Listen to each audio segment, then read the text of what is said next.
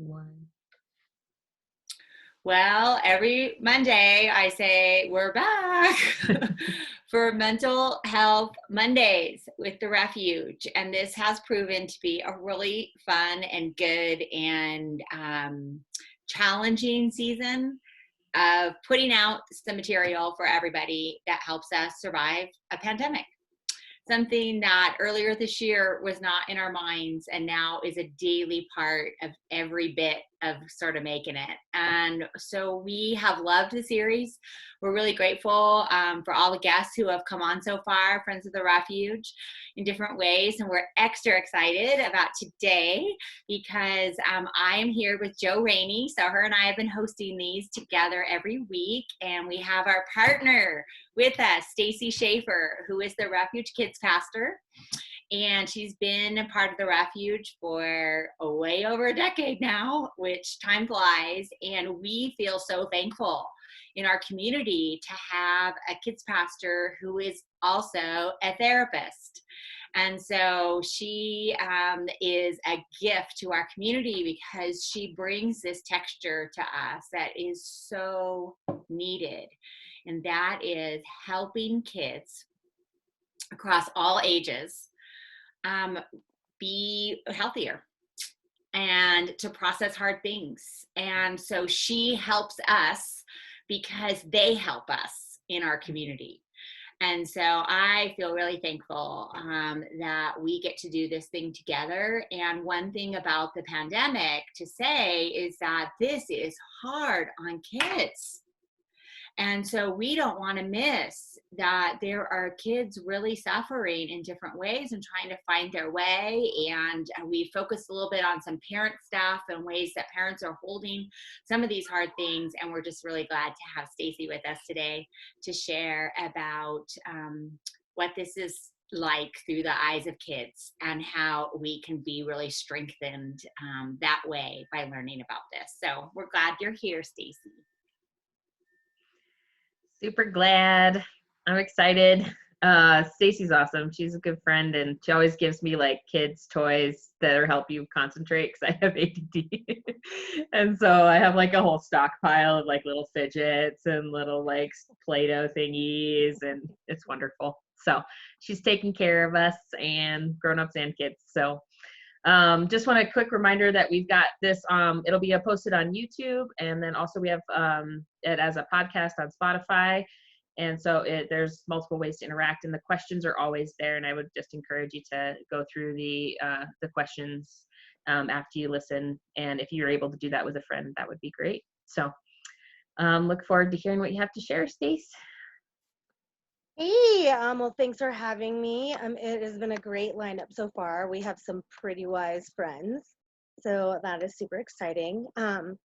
But as Kathy said, I am a kids therapist, so I specialize in grief. I see a lot of kids with anxiety, and believe it or not, those things are present right now, big time.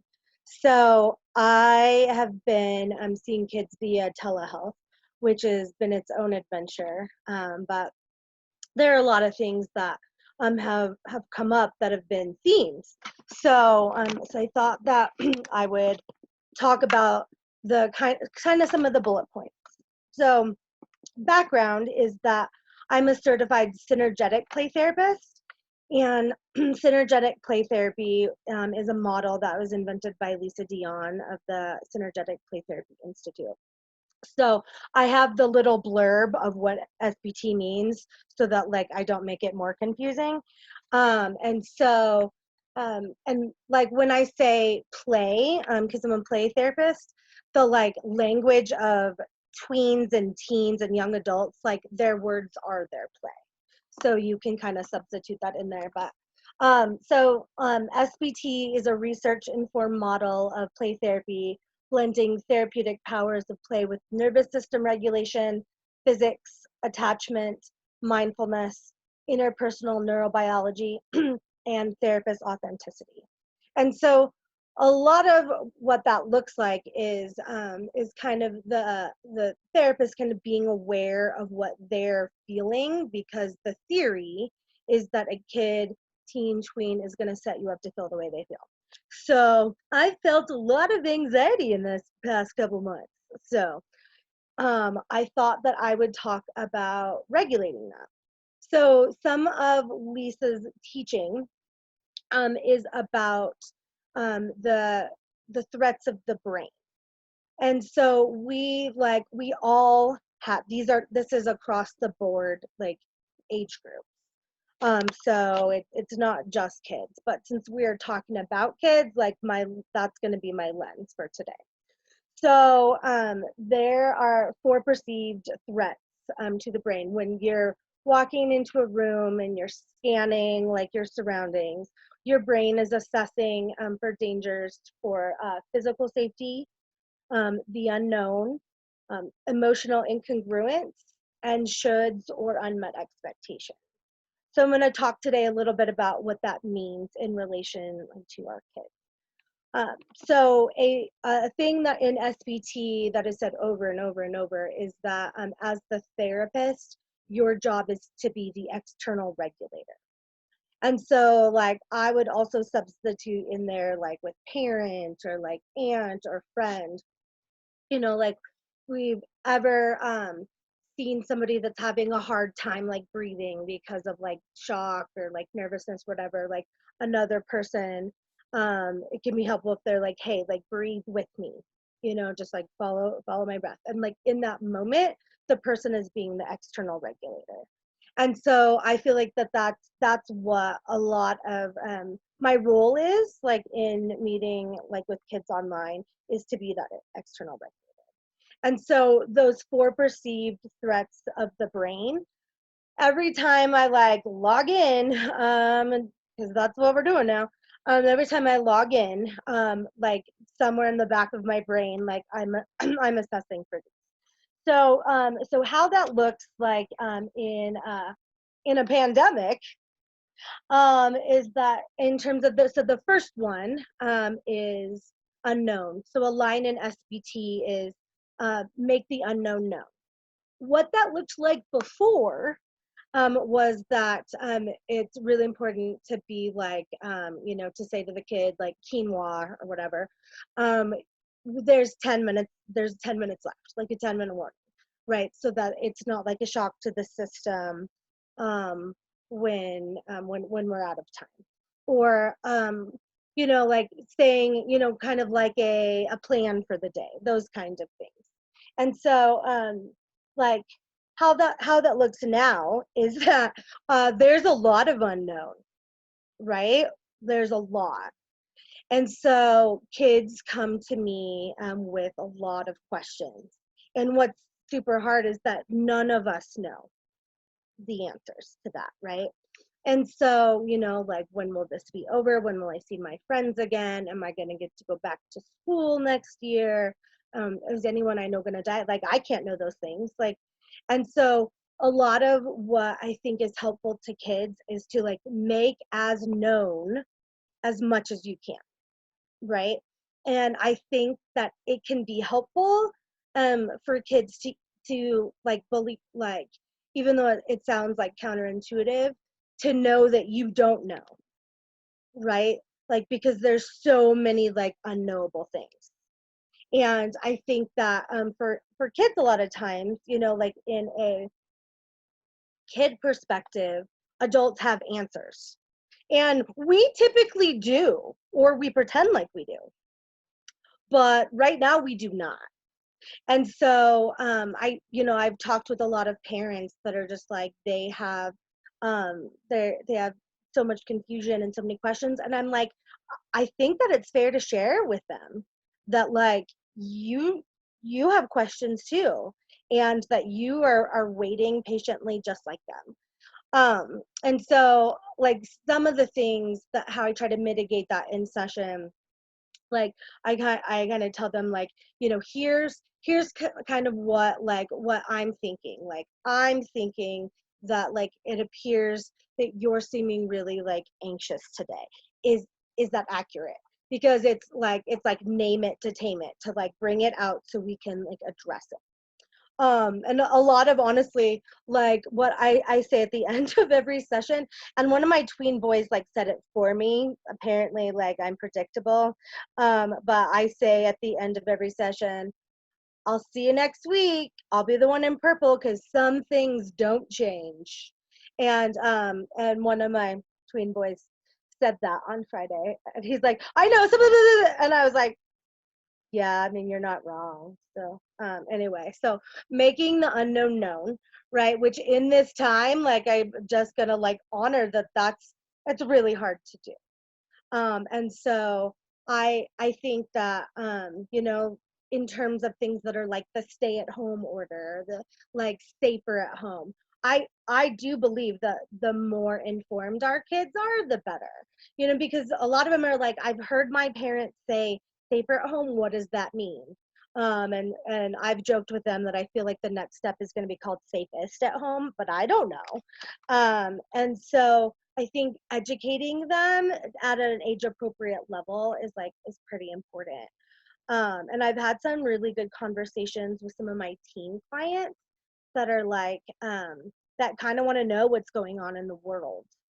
And so I'll have conversations with them about like, did you know that there are people like protesting, and they're like, what? And so we've had good conversations about that because I feel like it makes them more informed of the world around us. And not in a way of like, here's all the casualties that are happening, but just like a wider lens that like I trust that they can handle that kind of information. So assessing for threats in the brain, the first is the unknown. The second one is physical safety. And so that's really primal, right? Like that we like all need to know that. Also in a pandemic, that's kind of scary.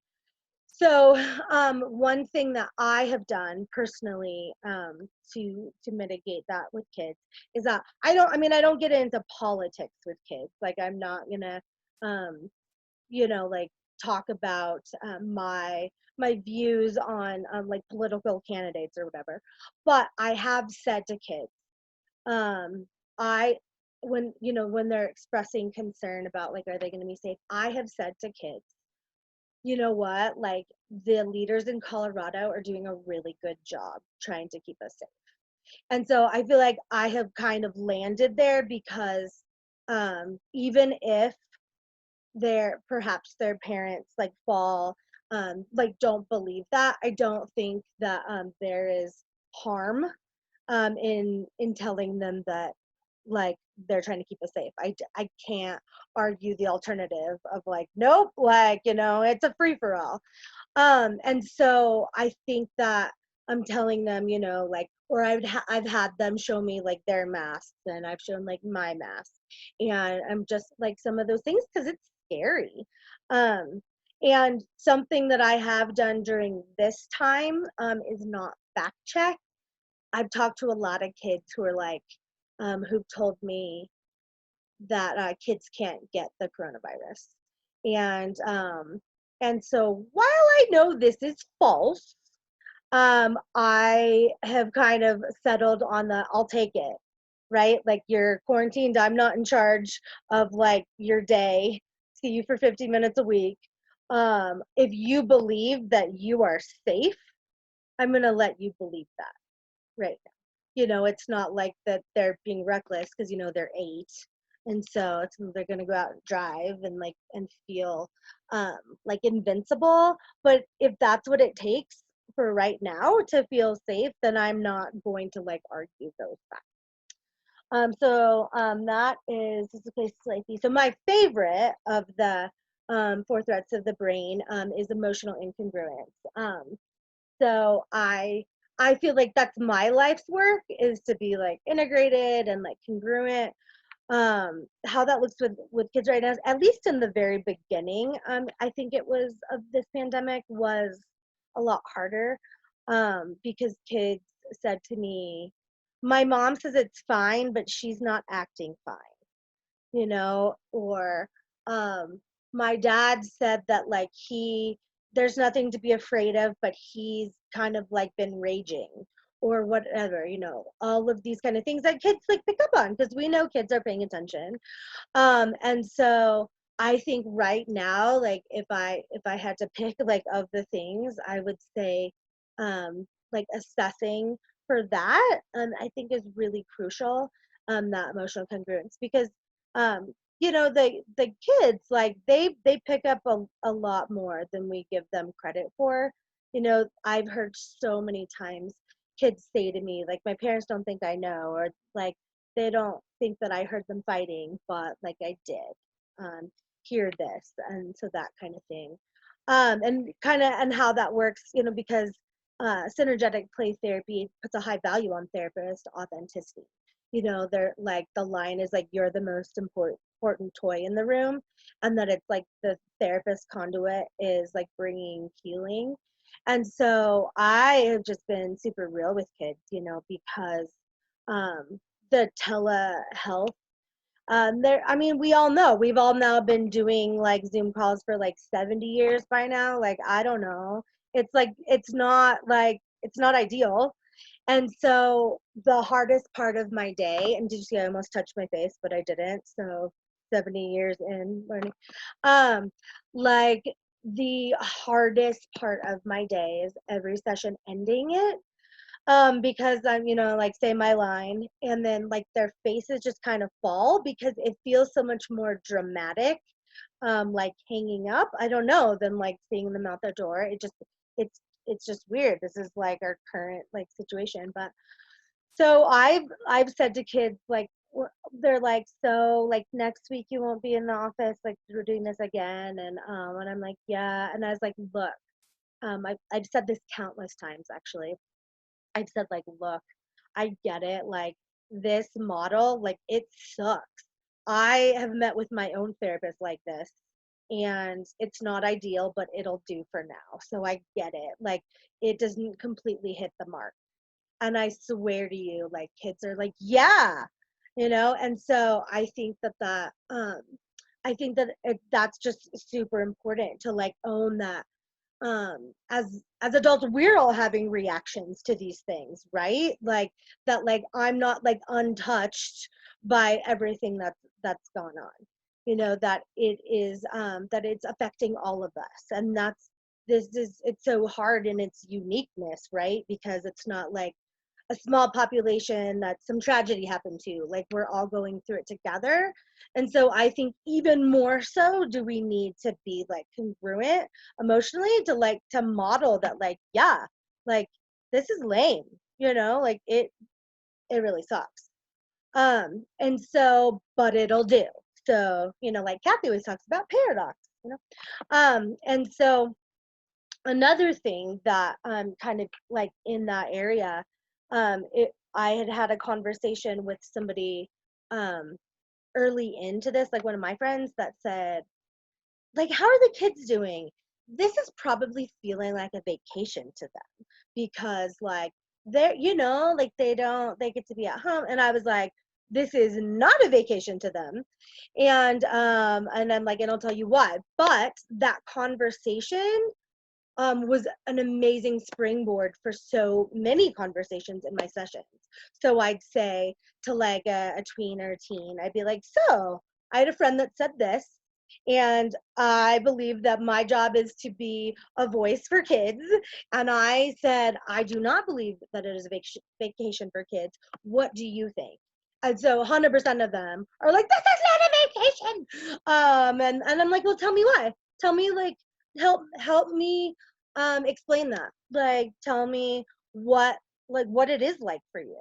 So that was actually really good, because kids are like, I don't get to see my friends, and I don't, like all the things. I'm missing all of these things.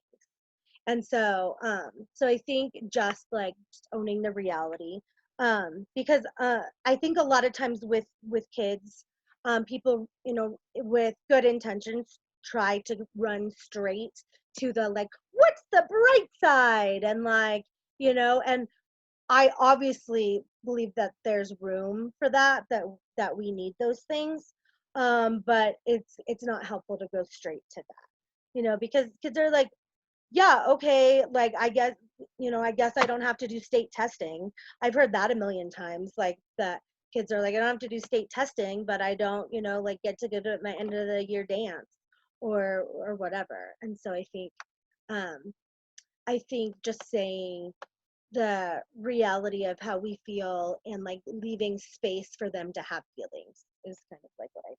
So, and then kind of the last one, the threat to the brain is like shoulds or unmet expectations, which I think that one is a lot more subtle. I see a lot of kids who play competitive sports or like have some kind of thing that like consumes a lot of their life, and to them it appears that it's such like an this has been such like an identity suck, that it's like I am not like a hockey player right now, and like all I did like was go to school, go to hockey, and see you once a week, and like now like I don't have this big staple. And so I'm finding that I'm having a lot of those worth like questions like come up with kids, like who am I if I am not a XYZ like player. And so I think it's important to note that, because it's hard for a 10-year-old to be like, I'm having some identity concerns, like they're not going to say that. And so just to kind of be aware of like, what did they do before? Because I can tell you on this end that it's always coming up, right? And so I'm continually trying to encourage like a bridge communication with the parents, right? Like I'm like, do you think that that's something that like, you'd want to talk to your mom about? And they'd be like, no. I'd be like, cool. So we'll continue to talk about it until you do, And so I think that that piece can be really kind of tricky. And I think, parents, this is uncharted territory. Like, are you kidding? I told one kid, I was like, in grad school, they did not prepare us for how to support tweens in a global pandemic. And she's like, well, aren't you writing a book? Can't you write about that? And I was like, that would be insinuating I know what to do. So that might be coming. I don't know, once I figure it out. Um, but like I have had conversations with parents that have told me back in my day, we would have just play it outside. They're on screens all day. Like we would have played outside. And I have said to parents, parent, you would have played outside with your friends. That's the issue. On their screens, they are connecting to their friends. And I know far too much about Roblox and Minecraft and Fortnite. I know a lot about those things. But I do know in those things, they are able to chat with their friends. And I've seen it because they've showed me over and over again. It was one kid had his friend had a birthday last week, and I was like, oh, what did you do? And he's like, my friends and we built him a birthday cake in Minecraft and then invited him to it. And I thought that was the cutest thing I had ever heard. And so I think, kids are trying to find ways to connect, and so I have really, really been encouraging, like, let's stop feeling like what we should do, some of those like expectations. I want you to find some way to connect with your friends this week. And so I'm like, it's crucial. And I've said more times than I can count, developmentally, your social skills are super important right now. So I'm gonna need you to talk to your bestie, okay? And so I think just like realizing that this is just a bizarre time, that if they're on their screens, like don't assume that they're checking out, because like I've seen it, they are checking in their ways. And to remind them that like to give themselves a lot of grace. I've seen and heard a lot of kids, their grades are really suffering right now.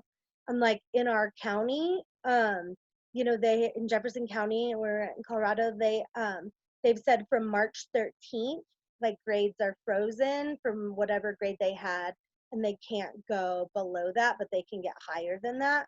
And I was telling one kid that, and she's like, yeah, but there's fine print. Um, and so, they have to still complete 70% of their work or whatever. And but I do feel grateful that the county is like saying, like, we get it. Like, this is trauma. Like, the expectations are different. So a lot of kids that were like A students are really struggling, and that's again with identity. So trying to mitigate that, like, look, like, kid, this is not normal times.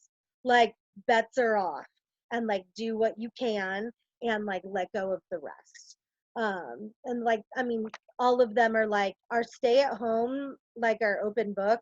And I'm like, yeah, because like, does it even matter anymore? And so I've said, I kind of don't really care about how your grades are. I care about your mental health. And if like you're keeping your head above water, that's what I care about. So your parent can worry about your grades. Like, I'm not, don't like tell me that like everything is like terrible because of grades. Like, are you like feeling like solid and secure as you can be in a global pandemic? Great. So, and those are kind of like the four things that also as adults we can kind of, like, if we're feeling like anxious or like what's going on with my nervous system, to be like, is it an issue like physical safety? Is it like emotional incongruence? Am I not feeling connected to myself? Is it shoulds, unmet, like, the expectations? Is a lot of it the unknown, which I would say for a lot of us it is the unknown because it's unknowable right now. So that's kind of like a shortened version of like the threats to the brain in relation to kids. And that's me. Awesome. Thanks, friend. Really appreciated that. That was, yeah, helpful for adults also. Yeah. Yeah, that's what I was thinking, that really everything that you just shared is for all of us.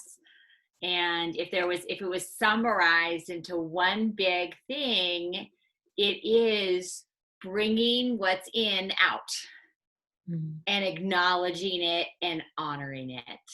And so as people, grown-ups who are in relationship with kids of all ages, is instead of trying to make it be a certain way, just to help draw what's in out and hold that as safely as we can. And I love what you said, Stacy, like, this just requires so much grace and it requires so much gentleness. That's been a theme through all the Mental Health Mondays, is that we haven't done this before. Parenting is already a brutal thing. And so to add this on is really an extra measure that can really pull us under, and anything we can do to buff it and to strengthen and to empower our kids to let what's in out in a healthy way will help sustain. So we love questions, responding to the questions that Joe creates that are really a helpful way to just engage. And so use those to process and do whatever you can. Our hope is always just that you even just glean one thing.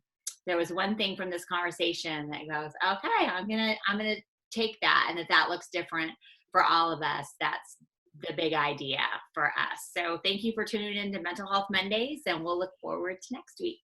Yeah. Did you want to talk about that seminar?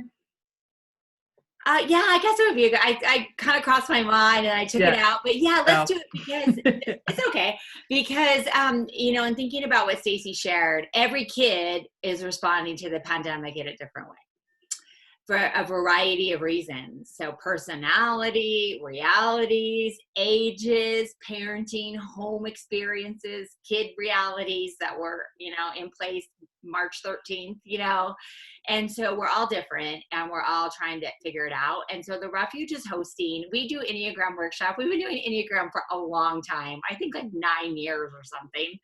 And we've got 3 Enneagram 2s in this conversation. That's fascinating.